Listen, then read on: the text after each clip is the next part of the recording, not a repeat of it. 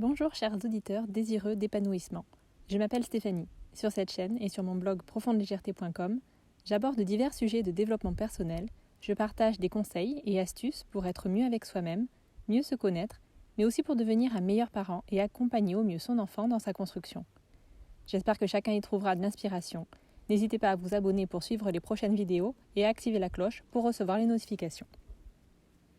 Vous arrive-t-il d'ouvrir le frigo et de vous demander « Qu'est-ce que je vais bien faire à manger ce soir ?» Lorsque vous faites vos courses, vous traînez dans les rayons du supermarché sans savoir de quoi vous avez besoin. Au passage en caisse, vous êtes étonné du montant astronomique de vos courses.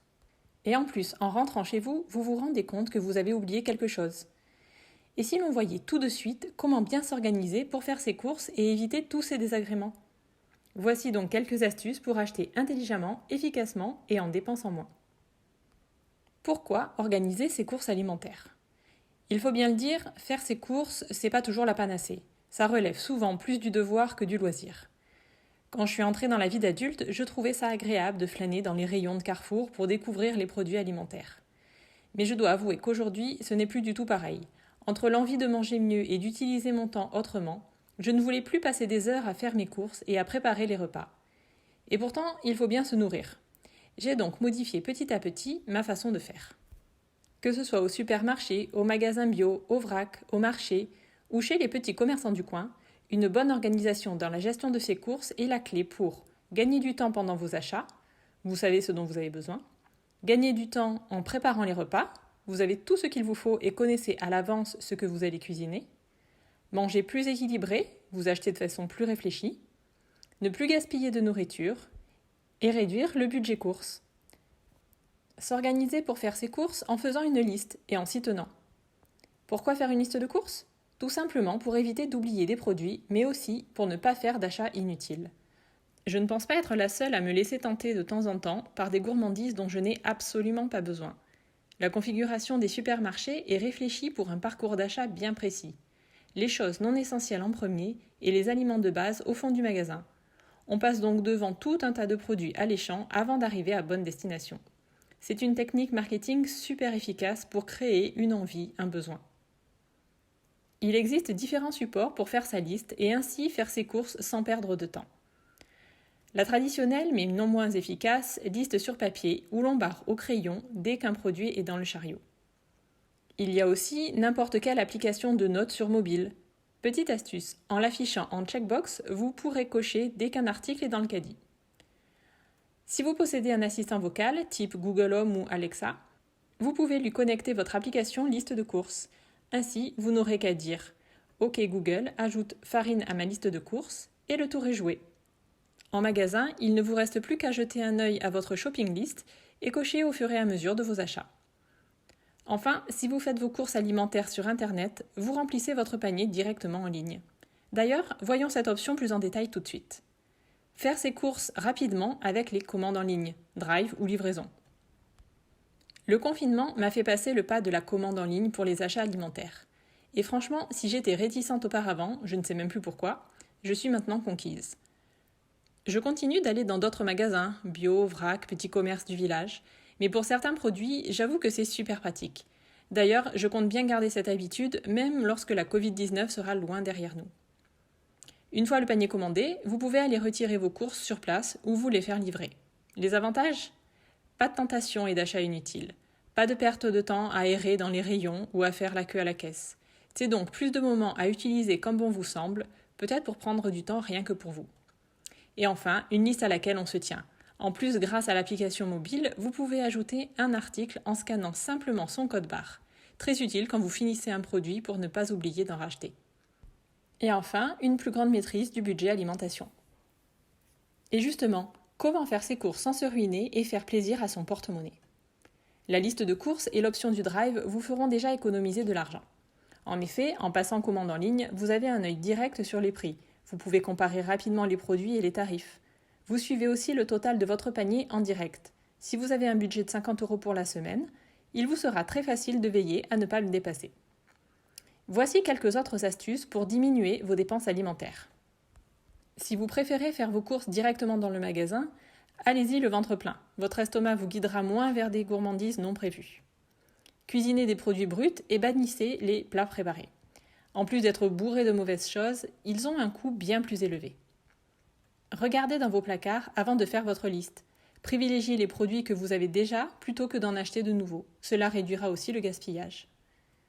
Ne vous laissez pas tenter par les offres alléchantes et faites attention aux promotions. L'exemple typique du 2 achetés, le 3e offert ne sert qu'à vous faire dépenser pour une quantité dont vous n'avez pas besoin.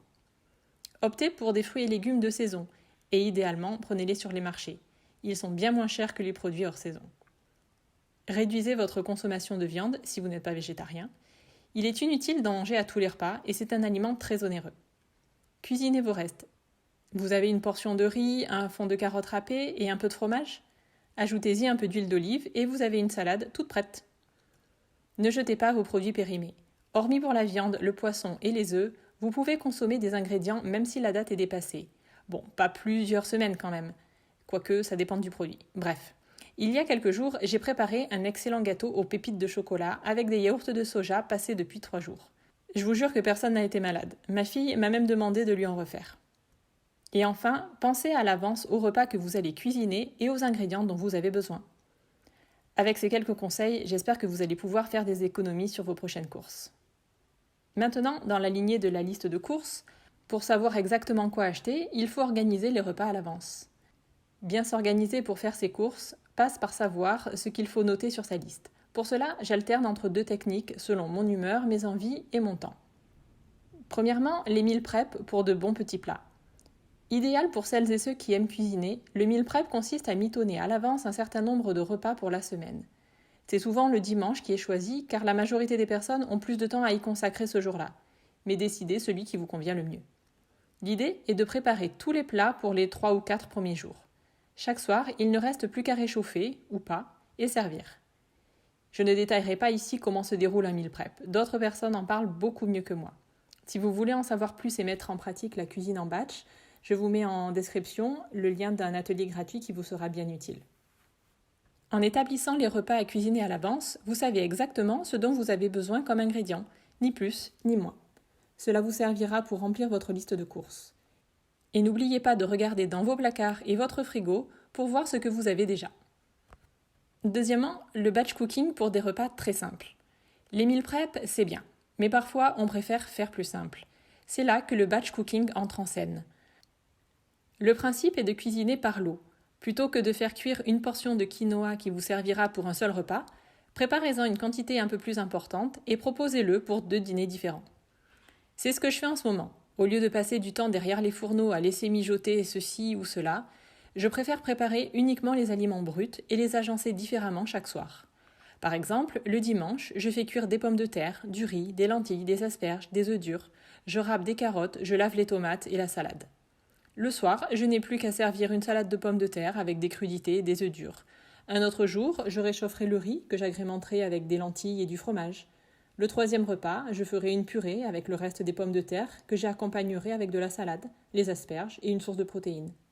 Et le 4e jour, je ferai en sorte de regrouper tous les restes. L'idée est de préparer des bases qui peuvent aller ensemble de différentes façons.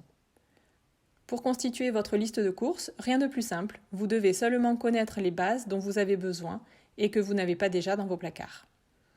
Quelques autres avantages à préparer ces repas à l'avance. Vous faites moins de vaisselle et de ménage, vous faites des économies d'électricité, vous mangez plus sain, vous avez une plus grande liberté d'esprit, vous dépensez moins et vous faites moins de gaspillage alimentaire. Et bien sûr, vous gagnez beaucoup de temps.